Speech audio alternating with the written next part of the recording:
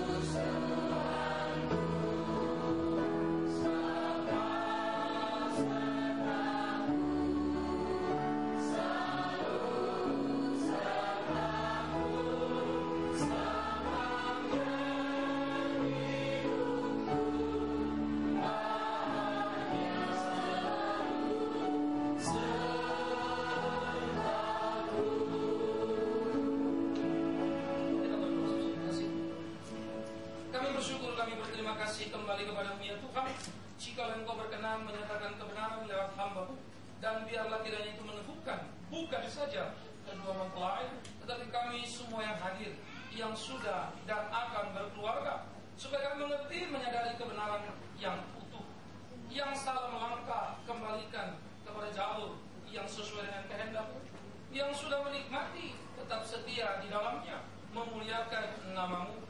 Kedua mempelai, Engkau yang mampukan supaya firman-Mu digenapi di dalam kehidupan mereka. Di dalam nama Tuhan Yesus Kristus, biar Tuhan sendiri memberkati masing-masing kami berdasarkan kehendak Tuhan sendiri. Baik hamba yang berbicara, setiap saudara yang mendengarkan. Terpujilah Tuhan. Amin. Saudara yang kekasih, hari ini kita akan merenungkan satu kebenaran firman Tuhan yang terambil dari kitab Injil Matius pasal yang ke-19. Saya akan membacakan bagi kita ayat yang pertama sampai ayat yang ke-8. Matius 19, 1-8, demikian firman Tuhan. Setelah Yesus selesai dengan pengajarannya itu, berangkatlah ia dari Galilea dan tiba di daerah Yudea yang di seberang sungai Yordan. Orang banyak berbondong-bondong mengikuti dia dan ia pun menyembuhkan mereka di sana. Maka datanglah orang-orang Farisi kepadanya untuk mencobai dia. Mereka bertanya, apakah diperbolehkan orang menceraikan istrinya dengan alasan apa saja? Jawab Yesus, tidakkah kamu baca bahwa ia yang menciptakan manusia sejak semula, menjadikan mereka laki-laki, keduanya menjadi satu daging. Demikianlah mereka bukan lagi dua, melainkan satu. Karena itu apa yang dipersatukan Allah tidak boleh diceraikan manusia. Kata mereka kepadanya, jika demikian, apakah sebabnya Musa memerintahkan untuk memberikan surat cerai jika orang menceraikan istrinya? Kata Yesus kepada mereka, karena ketegaran hatimu, Musa mengizinkan kamu menceraikan istrimu, tetapi sejak semula tidaklah demikian. Saudara yang terkasih, sangat menarik bacaan ini. Sengaja saya pilih untuk mengajak kita menelusuri ulang makna pernikahan. Alkitab mengajarkan kepada kita bahwa pernikahan adalah dirancang oleh Tuhan, yang merupakan ketetapan Tuhan, dan kembali hanya untuk memuji dan memuliakan nama Tuhan. Pernikahan dirancang bukan karena sebuah kebutuhan biologis seksual antara pria dan wanita.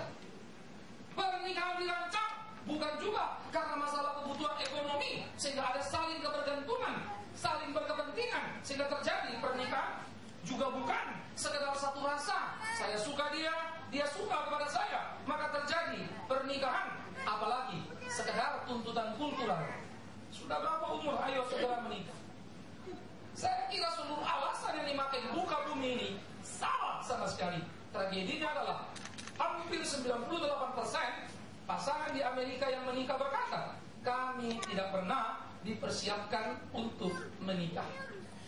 Saudara yang terkasih, fakta itu nyata dan tampak dalam kehidupan bergereja. Tidak sedikit gereja memberikan dukungan pranikah minim sekali. Kalaupun kita lakukan pranikah 10 kali pertemuan, maafkan saya, apa yang mau dibicarakan? Toh kita hanya berbicara kepada mereka yang sudah mengambil keputusan untuk menikah. Toh tidak bisa dihentikan. Dalam pengalaman saya, sepasang calon mempelai yang akan menikah baru saya bimbing. Satu yang saya katakan, bolehkah pernikahan ini ditunda? Karena menurut saya kalian belum siap. Tetapi mereka begitu yakin ini bimbingan Tuhan. Satu bilang tanda dari Tuhan.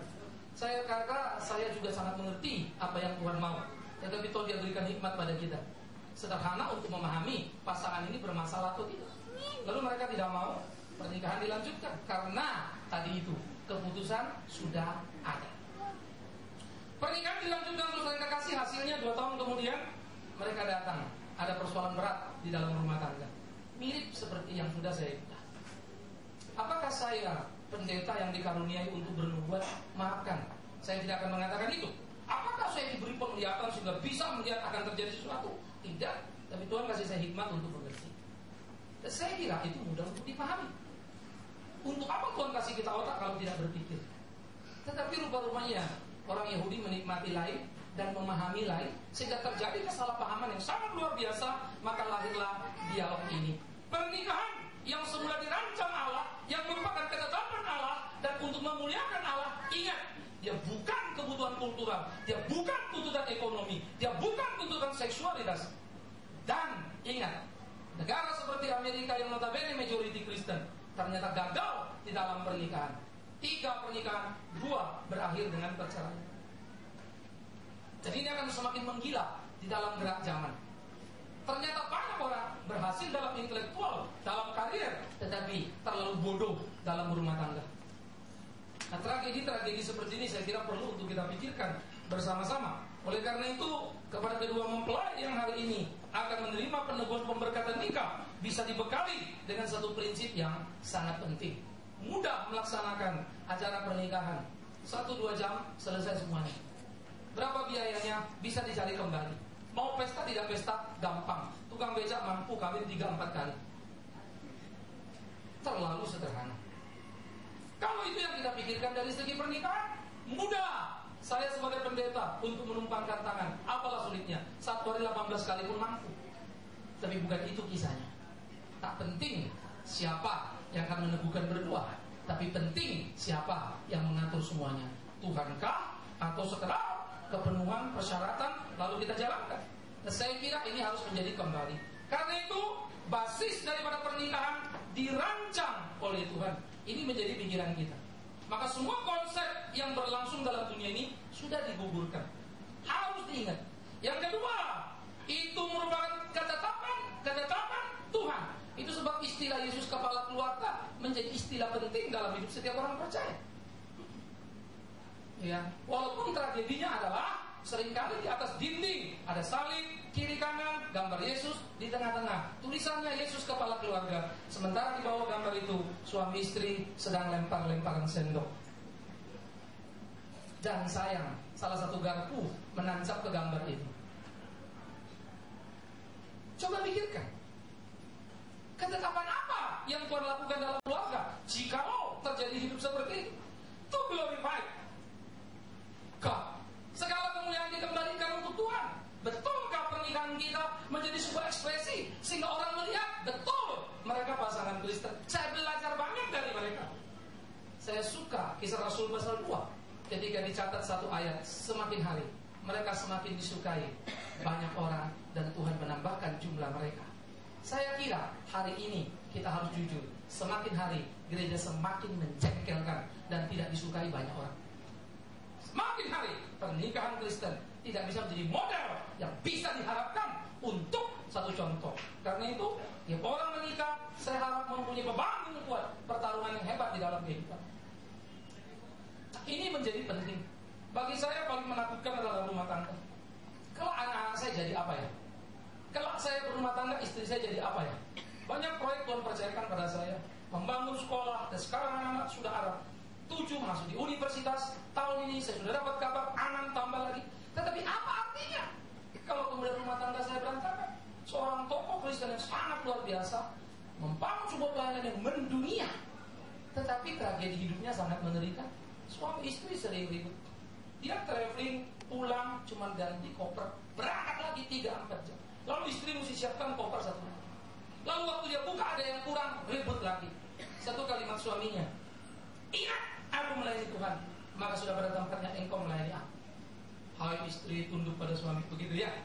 Maka dia pakai aba-aba itu. Tetapi sayang, ia lupa Tuhan juga berkata, hai suami, kasihi istri. Akhirnya istrinya tidak tahan, mengalami depresi, mereka pisah apartemen. Tragedinya, kemudian dia meninggal. Di Amerika anaknya menulis 1 buku. Kisahnya cuma 1, perkataan yang perlu diingat. Anak perempuan itu berkata, seumur hidupku aku tidak pernah punya ayah. Padahal buah pelayanannya sangat luar biasa. Dia menjadi kebanggaan orang-orang Injil. Tetapi hidup rumah tangganya sangat mengerikan. Saya mulai berpikir, seorang Eli, imam yang hebat, gagal dalam mendirikan rumah tangganya.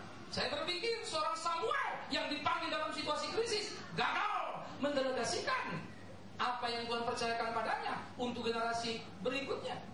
Maka selusuri semua kita dalam perjanjian lama, sulit untuk menemukan pasangan yang bisa kita contoh. Saya mempelajari banyak kali pasangan, maka saya mulai kaget dan berpikir, why God? Saya bisa berkata, itulah pertanda manusia lemah. Dan karena itu, apapun terjadi dalam hidup kita sah-sah saja. Karena Alkitab pun begitu. Bukankah seharusnya kita berpikir sebaliknya? Betapa Tuhan merindukan ada rumah tangga seperti yang Dia kehendaki. Bagaimana Dia mengkoreksi pikiran orang-orang Farisi yang kacau itu. Di perjanjian baru, kita juga sulit menemukan satu model yang pas dari sebuah rumah tangga, kecuali anjuran atau ajaran-ajaran yang kita pahami. Tapi model langsung, kita juga ketemu siapa ya pasangan yang indah itu. Kecuali mungkin kita menemukan Priscilla Aquila menjadi pasangan yang manis dan luar biasa, melayani bersama, pergi berdua, dan mereka melakukan apa yang harus mereka lakukan. Tetapi kemudian kita menemukan indikasi-indikasi menarik bahwa tidak boleh ada pejabat gereja kalau tidak berhasil di dalam rumah tangga. Bukankah itu luar biasa? Nah, oleh karena itu saudara yang terkasih, pernikahan yang dituntut Tuhan harus menjadi pernikahan yang dilakukan seturut dengan kehendak Tuhan. Tetapi rupa-rupanya di kalangan orang-orang Farisi sudah terjadi semacam diskriminasi gender, di mana pria merasa terlalu luar biasa lalu menekan para wanita, sehingga mereka mengajukan pertanyaan, apakah diperbolehkan orang menceraikan istrinya dengan alasan apa saja? Mengapa bukan wanita yang mengajukan pertanyaan? Ya Tuhan, bolehkah seorang istri mengajukan perceraian kepada suaminya dengan alasan apa saja? Diskriminasi ini sudah dibalas dengan emansipasi, sehingga kalimat ini memang tidak lagi berbunyi, bolehkah menceraikan istri dengan alasan apa saja? Sekarang sudah ada argumentasi kuat berkat emansipasi, bolehkah menceraikan suami dengan alasan apa saja? Maka bagi saya, diskriminasi adalah sebuah pembodohan yang merusak kehidupan orang-orang Kristen. Tetapi emansipasi adalah ide kebablasan yang membawa orang Kristen keluar dari format yang seharusnya. Padahal Tuhan mendesain sebuah pernikahan itu amat sangat luar biasa. Saudara-saudara, mengapa ada kerusakan? Jawaban pertama, Alkitab mencatat karena kamu tegar hatinya, tegar tengkuk. Musa mengizinkan kamu menceraikan istrimu. Memang ini jadi perdebatan teologis. Loh, kok Musa bisa-bisanya memberi Injil? Ya. Maka Pak Eka almarhum menulis satu kalimat, inilah yang jahat tapi terpaksa harus bisa, karena manusia tegar tengkuk. Tetapi di sisi lain saya mulai melihat, apakah Musa bisa memutuskan tanpa kedaulatan Allah, sehingga Allah membiarkan itu menjadi eksiden beribu tahun sampai Yesus mengkoreksinya. Maka bagi saya, dalam perspektif PL, gambaran kegagalan manusia semakin utuh, bukan saja dalam keberdosaan hidup sosial, tetapi termasuk dalam rumah tangga. Ternyata ribuan tahun keluarga-keluarga berjalan pada konsep yang salah. dalamnya para nabi harus mengalami hal yang sama. Karena itu di tengah-tengah era situasi seperti itu, ketika Hosea harus tetap beristrikan seorang pelacur, menjadi semacam insight yang harus dipahami. Betapa Tuhan mempercikan satu percikan yang luar biasa pentingnya sebuah pernikahan. Pelacur harusnya dirajam mati. Ini bukan saja tidak dirajam mati, jangan dibuang, ambil jadi istri. Lain sekali. Maka cinta kasih yang begitu hebat menaungi kehidupan rumah tangga, sampai Paulus berkata, hubungan suami istri seperti Kristus dan jemaat. Ini rahasia yang besar. Begitulah kitab Hosea. Tuhan tidak menceraikan Israel hanya karena Israel telah menjadi pelacur yang melacurkan dirinya dalam konsep iman yang salah, penyembahan berhala yang kacau. Sehingga saya mulai berpikir betapa hebatnya, betapa luar biasanya. Tetapi ketika kita kemudian bergerak lagi, menemukan ketergantungan, kesulitan dalam kehidupan, maka muncul ada pasangan yang cinta Tuhan, mau lakukan apa saja, tapi satu pasangan jahat luar biasa. Lalu kalau sudah begini gimana? Boleh cerai apa tidak? Berat sekali. Terlalu banyak realita yang membuka lubang-lubang dalam kehidupan. Hampir tidak ada saya rasa satu minggu itu pasti satu kasus akan masuk ke handphone saya. Ya. Saya mengkhususkan diri tidak di konseling. Jadi saya katakan saya ladeni, lalu saya akan arahkan ke beberapa tempat. Tapi hampir tiap minggu ada saja kasus. Wah, suami saya tiba-tiba pulang marah. Ya sudah, call saya, telepon, omong. Kenapa? Aneh sekali, tidak jelas apa ceritanya. Bisa rumah tangga tanpa tahu apa-apa, tahu-tahu mau cerai. Pak, suami saya begini. Yang satu lagi bilang, Pak, istri saya mau cerai. Wow. Tiap kali handphone itu kadang-kadang saya berpikir, ya Tuhan jadikan aku malaikat bisa membereskan semuanya. Tapi saya tahu saya tidak bisa. Dan itu jadi stressing tersendiri buat saya untuk berpikir dan menggumuli. Karena itu kepada kedua pasangan perlu dicamkan, perlu dipikirkan baik-baik betapa sulitnya. Seorang ibu habis kebaktian, Pak bisa minta waktu sedikit. Kenapa? Suami saya pendeta, khotbah di mana-mana. Tetapi tidak kurang satu kali dalam satu minggu pasti saya kena tampar atau kena tendang. Jadi saya tidak tahu kira-kira khotbah suaminya apa. Tapi saya berani berkata, masih dia mengatakan Yesus Tuhan yang benar, keluarga harus jadi saksi. Tetapi rumahnya pula menjadi saksi yang melanggar semua. Betapa mudahnya untuk menyatakan khotbah, tetapi sulit untuk melakukan. Karena itu bagi kedua pasangan memikirkan dengan baik-baik.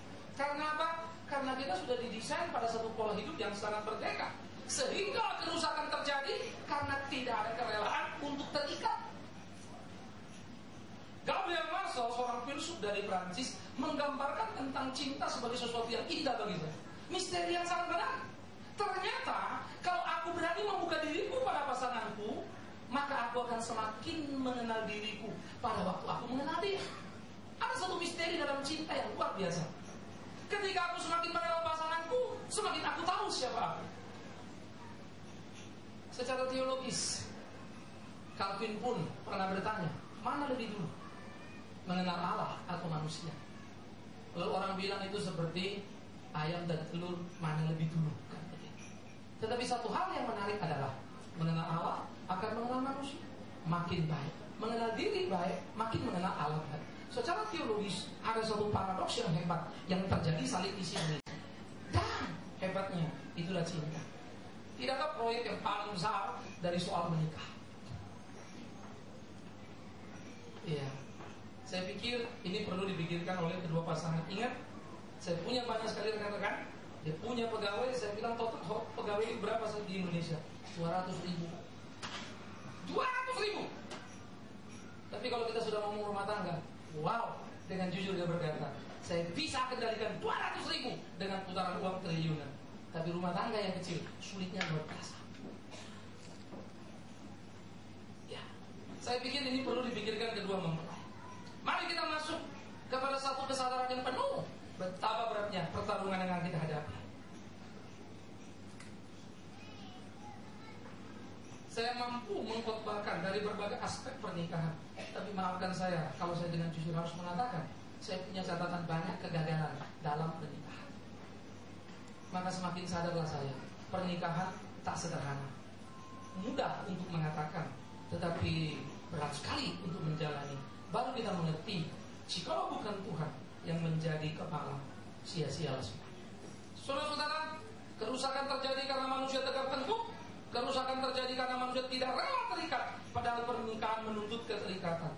Kerusakan terjadi karena apa? Manusia ingin menguasai dan bukan mengasihi, sehingga terjadi kompetisi, diskriminasi, pria menguasai wanita, emansipasi, wanita naik ke permukaan. Saya kira tuntutan emansipasi bukan mau sama rata sama rasa, tetapi mau lewat ke atas. Kalau saya bisa memimpin, kenapa tidak? Saya kira realitas sosial politik di seluruh dunia sudah menunjukkan gejala yang semakin menggila. Dan saya kira ibu-ibu juga setuju toh. Apalagi kalau kita kerja, mudah untuk mengatakan, emangnya cuma suami saya, ya ada saya bisa hidup. Waduh, ini ibu-ibu banyak yang makin berani sekarang ya. Berani hidup sendiri karena kalian bagus. Tragedi hanyalah sebuah kebodohan dan kegagalan. Karena atau kalau kita berani berkata, berani cerai, saya berani hidup sendiri. Maafkan saya, sebuah kebodohan dan sebuah kegagalan. Sebuah keberhasilan adalah ketika kita berani untuk saling mengisi dengan pasangan, sehingga kita saling melengkapi, rela terabaikan pada bagian diri. Yang sebelah sana juga rela terabaikan pada bagian diri, sehingga muncullah persatuan yang indah. Betul kata Yesus ketika dia berkata, kau menuntut aku sangkal dirimu. Maka saya meminjam kalimat ini, hanya penyangkalan dirilah yang memungkinkan pernikahan bisa berjalan utuh. Karena pernikahan bukan lagi soal aku dan kau, Lian dan Sony, tapi ini soal kita. Bukan aku, bukan kau, tapi kita. Saya suka pepatah baratnya, aku tambah kau sama dengan kita. Itu matematis. Tetapi waktu aku tambah kau sama dengan kita, terjadi pengikisan di sana.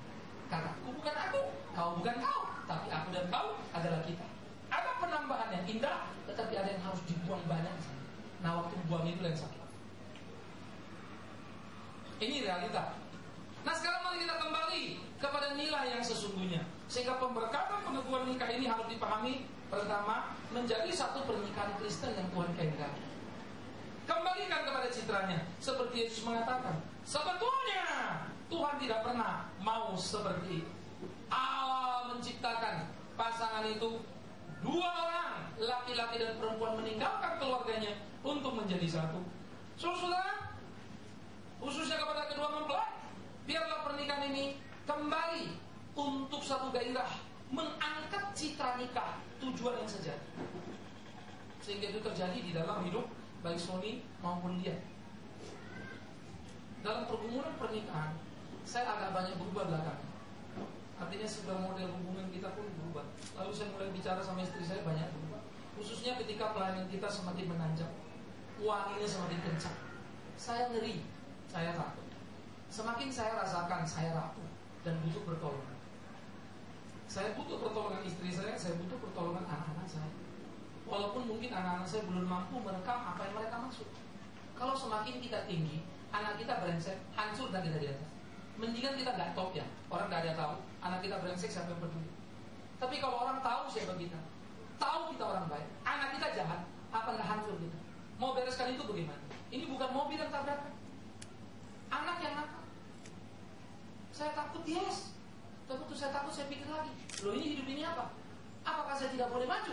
Apa saya mesti berhenti saja? Atau mundur supaya aman? Ngeri ya. Hidup kita mesti kompetisi. Tuhan suruh kita maju. Tapi di satu pihak waktu kau maju, jangan abaikan. Maka saya berharap Sony dan Lian perlu memahami kedua realita ini.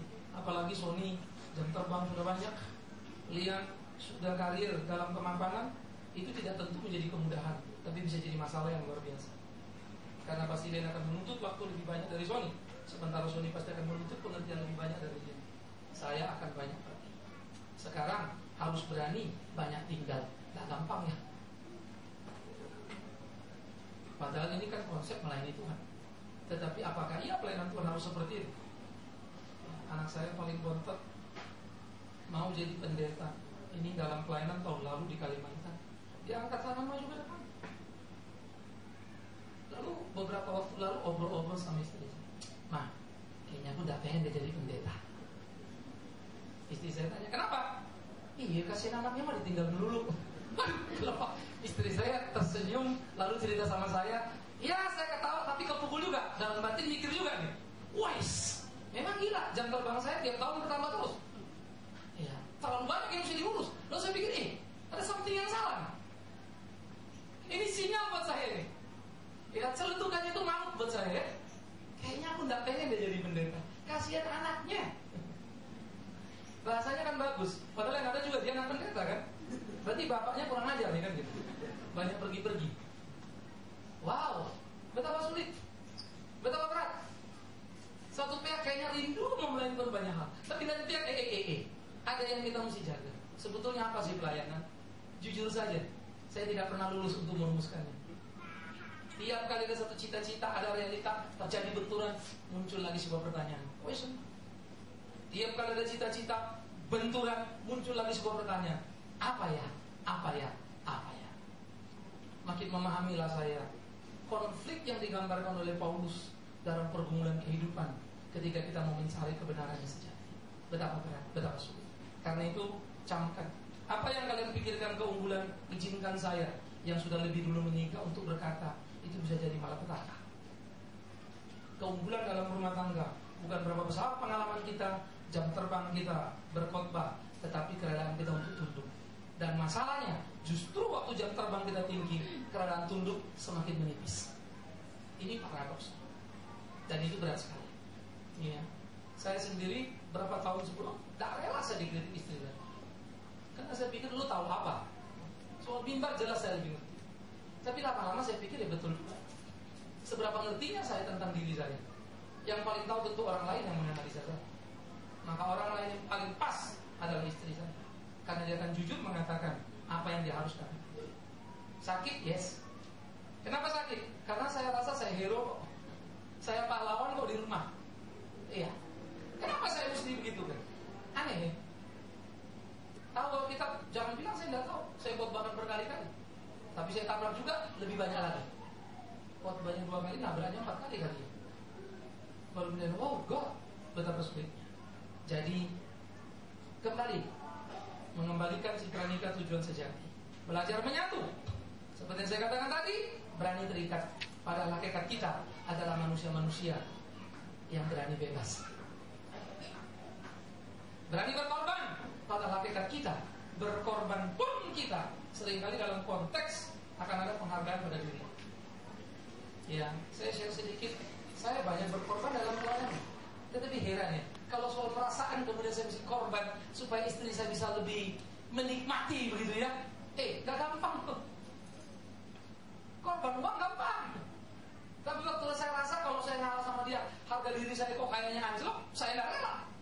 Jadi pengorbanan yang dimaksud bukan sekedar korban uang, korban waktu. Itu gampang. Yang jadi masalah korban perasaan. Dan itu yang paling susah. Saya kalau korban uang ada orang bilang, "Oh Pak Bigman baik loh." Saya korban waktu, ada yang ngomong toh, "Wah Pak Bigman luar biasa kasih waktu." Perasaanku naik. Memang uangku korban, tapi maaf perasaanku naik. Tapi kalau di rumah perasaannya mesti turun. Uang tuh memang harus keluar, waktu tuh memang harus ada. Nggak ada yang dikorbankan di sana. Perasaan dan kita tidak rela. Berani berkorban itu penting.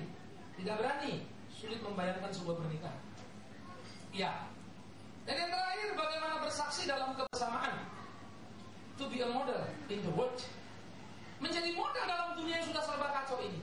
Sehingga dalam kebersamaan itu menjadi sebuah pernikahan yang indah dan luar biasa. Kebersamaan bukan sama-sama pergi ke pesta. Kebersamaan bukan bajunya sepasang-sepasang. Kalau mau pergi kemana langsung tahu. Ini suami istri. Hebat loh, mereka selalu pakai seragam. No. Saya kira banyak kita juga datang kemari dari rumah ribut dulu ya. Tapi kan terpaksa harus datang dua-dua kan begitu toh. Halo. Ini wajah-wajah mulai cembetut gitu kelihatan. Memang iya Pak. Kita bisa kok ribut dulu baru ke gereja. Sama. Tapi ribut dulu. Kok tahu Pak? Saya juga ngalamin kok. Kadang-kadang kita pikir aneh sampai di mobil ngomong, kita ini gila ini. Mau pergi pelayanan nih. Kok kita bisa begini ya? Ini kalau lagi normal ngomong baru sadar kalau kita memang orang gila semua. Kalau nggak normal, kegilaan itu dipelihara kan. Sehingga hidup kita kadang-kadang aneh sekali. Sandiwara yang kita perankan, jadi kita seperti bintang sinetron yang harus main bagus, padahal hati nggak ada di sana. Karena itu to be a model harus jadi perhatian. Karena sebetulnya kebersamaan adalah ketika dua menyatu. Kebersamaan bukan sama-sama dalam pengertian pakaian, pergi sama-sama, bukan sekedar itu. Itu teknikal sekali, ya, sangat teknis. Tetapi penyatuan dua adalah yang menarik. Ini pernikahan gitu ya.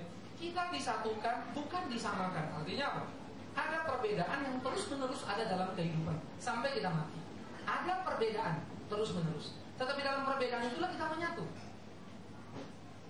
Ya. Kadang-kadang tanpa sadar kita memaksa istri kita untuk seperti kita. Itu seringkali saya lakukan. Baru saya pikir-pikir, loh, istriku kan bukan aku. Lainnya, saya lain, istri saya lain. Istri saya kalau kerja, jadi kita kerja sama kan ini. Kalau tipe istri saya berhitung baik-baik. Jadi kalau ngambil keputusan itu, hati-hati banget. Tipe saya, jangan. Belum kelihatan pun sudah saya sambar. Nah, kita mulai ribut. Kamu nggak bisa gini. Feeling gue bilang iya. Istri saya nggak bisa. Angkanya mana? Wah, jadi sering kita ribut. Tapi lama-lama, kalau saya, benar istri saya, untung nggak sempet gue jatuh. Lakuin berantakan. Baru belajar lagi. Tapi lelet banget ya. Kita nikah sudah puluhan tahun, belasan tahun. Ya, betapa sulitnya. 87 kemarin. Wow. Betapa beratnya untuk mengerti pernikahan yang sejati. Karena itu kepada kedua mempelai, Sony dan Lian, hari ini adalah hari yang mudah untuk kita lewati. Tapi sesudah hari ini, itu yang jadi masalah. Karena itu pikirkan, camkan, renungkan baik-baik. Apakah betul kalian sudah sepakat untuk berani memasuki kehidupan yang sulit? Maka saya pikir harus ada modal awal. Dua-dua harus mengakui kita sedang memasuki sesuatu area yang sangat kurang kita kenal. Karena itu dua-dua perlu hati-hati. Izinkan saya untuk mengingatkan, jangan berpikir kalian sangat mengenal arti pernikahan. Saya dari lihat si Anu begini, si Anu begini. Saya akan hati-hati. Lain, si Anu persoalannya, si Anu persoalannya. 1000 contoh tidak pernah membereskan masalah. Karena masalahnya bukan berapa contoh. 1000 khotbah tidak akan pernah menyelesaikan persoalan. Karena persoalannya bukan 1000 khotbah, tapi justru pada kalian berdua. Yang kedua, saya harap kalian juga mau untuk memahami keunggulan yang ada. Ingat, itu bisa menjadi malapetaka yang luar biasa. Kalimat ini please ingat baik-baik. Keunggulan yang ada seringkali bisa jadi malapetaka. Karena ternyata keunggulan dalam pernikahan adalah bagaimana kita berani berbagi diri dan saling menerima. Dan itu yang paling sulit dalam kehidupan kebersamaan. Andai kata itu hidup, alangkah indahnya gereja ya. Manis. Karena gereja kumpulan suami istri ya, bisa saling menerima. Pasti gereja aman tentram. Gak ada trik-trikan, gak ada ribut-ributan. Apa keadaan gereja? Itu ekspresi keadaan rumah tangga. Dan rumah tangga itu ekspresi hubungan kita dengan Tuhan kita. Kita gak bisa bantai. Ya, kita gak bisa bantai. Dan yang ketiga, yang perlu dipikirkan juga oleh kedua mempelai, bukan saja kita memasuki area yang tidak kita kenal, bukan saja keunggulan kita bisa menjadi malapetaka, tetapi pahamilah, hari demi hari adalah kesulitan yang kita lewati. Tidak ada hari demi hari kenikmatan-kenikmatan. Karena ternyata kenikmatan pernikahan justru ada dalam keberhasilan melewati kesulitan. Cinta adalah keberhasilan melewati pertikaian. Sementara pertikaian seringkali bentangannya terlalu lebar, sehingga kalau danau kita mau seberangi kita sudah capek, belum nyampe kita sudah ngos-ngosan, tenggelam di dalamnya. Maka bukan cinta, bencilah yang tiba. Tapi kalau oleh dengan pertolongan Tuhan kita berhasil mengarungi kesulitan, kepahitan, kegetiran sampai di tepian danau, barulah kita mengerti arti sebuah cinta, betapa mahal harga. Akhirnya jangan pula pernah merasa bahwa kalian sudah saling mengerti dan saling mengenal. Karena sejatinya pengertian dan pengenalan. Panjang perjalanannya, hanya selesai di dalam kematian.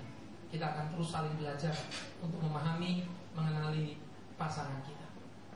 Ya, berat, yes. Tetapi disitulah kemudian pada akhirnya kita merasakan berkat Tuhan yang indah.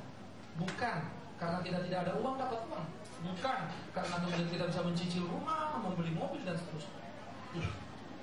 Tetapi kita akan merasakan keindahan rumah tangga ketika cinta itu terbersit hidup di dalam kehidupan kita. Maka kita bisa berkata, Tuhan terima kasih, Kau mendesain dua hati, dan oleh kemurahan-Mu Kau satukan.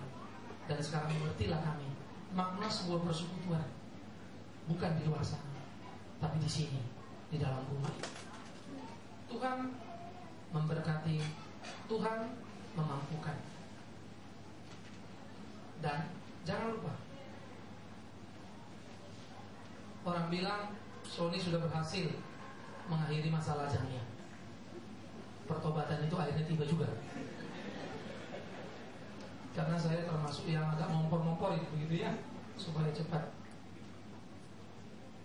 Sementara Lian, sahabat saya ngajar sekolah minggu, bukan orang asing juga ya. Sehingga kami tidak bisa menolak ketika mereka mau diberkati di gereja. Bagi saya sudah cukup kenal lama. Kualitasnya saya sudah cukup yakin. Tapi dalam aktivitas pelayanan, karena itu dalam bimbingan saya pun hanya ingatkan mereka, hidup tidak sesederhana yang kita bayangkan. Hari ini saya pilih khotbah ini sehingga rangkaian rancangan mula-mula kerusakan terjadi dan tujuan kita mengembalikannya menjadi penting. Maka secara khusus buat rekan saya Sony, berapapun jam terbang pelayanan kita tidak pernah cukup untuk membayar sebuah pernikahan. Lian aktivis yang juga cukup lama. Berapa lama kita mengajar anak, berapa banyak anak yang kita ajar, tidak sama dengan kita akan berhasil menjadi ibu yang baik di dalam rumah. Karena itu berjalan-jalan berdua, jadikan pengalaman sebagai bekal untuk pembelajaran. Hidup baru dimulai, yang diakhiri cuma lajangnya doang. Kesulitan, kepahitan siap menanti, dan itu harus bisa dilewati. Tuhan memberkati. Kita berdoa. Kita ambil waktu teduh sejenak. Gunakan kesempatan ini. Bagi kita yang sudah menikah, renungkanlah sejauh mana perjalanan pernikahan kita. Berapa tahun yang sudah kita lewati? Berapa hebat kebersamaan yang kita ciptakan? Penyatuan yang bisa kita wujudkan. Berdoa supaya pernikahan kita menjadi indah. Yang belum menikah, berpikirlah baik-baik. Pernikahan tak semudah yang kita bayangkan. Ia bukan sekedar bertemu satu orang yang kita sukai dan berakhir di pelaminan. Mintalah bijaksana. Akhirnya untuk kedua mempelai. Kalau bukan Tuhan yang mengawal kota, sia-sia. Kalau bukan Tuhan yang menjadi kepala keluarga, tak ada harapan di depan. Mulai di dalam namanya, berjalan di dalam namanya, berakhir hanya karena Dia.